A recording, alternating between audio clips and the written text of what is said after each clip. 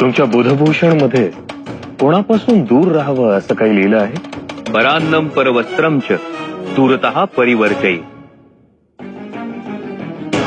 महाराज, दुसऱ्याचं अन्न, दुसऱ्याचं वस्त्र, दुसऱ्याची स्त्री म्हणजे परस्त्री आणि दुसऱ्याचं घर यापासून दूर राहावं. मंत्री कसा असावा? स्वच्छ, निस्वार्थ, करोति यश्व कार्याणि विदितानि महीपते. मंत्र्यांना जबाबदारीची जाणीव नसेल आणि स्वार्थ चिकटला असेल तर तो मंत्री राज्यही बुडवू शकतो. मनुष्याची परीक्षा कशी घ्यावी?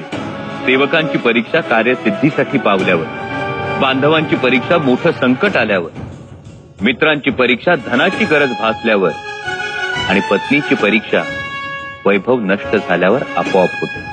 शंभूराजे, चारित्र्य संपन्न मनुष्य कोण?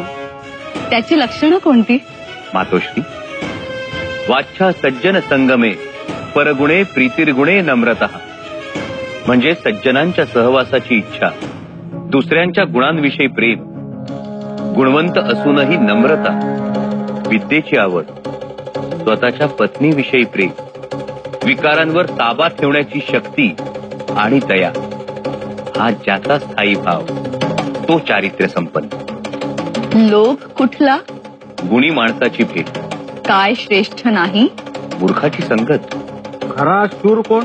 ज्यानं स्वतःच्या इंद्रियांवर ताबा मिळवला आहे तो. खरी संपत्ती कोणती? विद्या. खरा राजा कोण? ज्याच्या आज्ञा सर्वजण पाळतात आणि ज्याच्यामुळे स्त्रीच्या डोळ्यातील भय नष्ट होते तो खरा राजा. छत्रपती शिवाजी महाराजांचा विजय असो. छत्रपती शिवाजी महाराजांचा विजय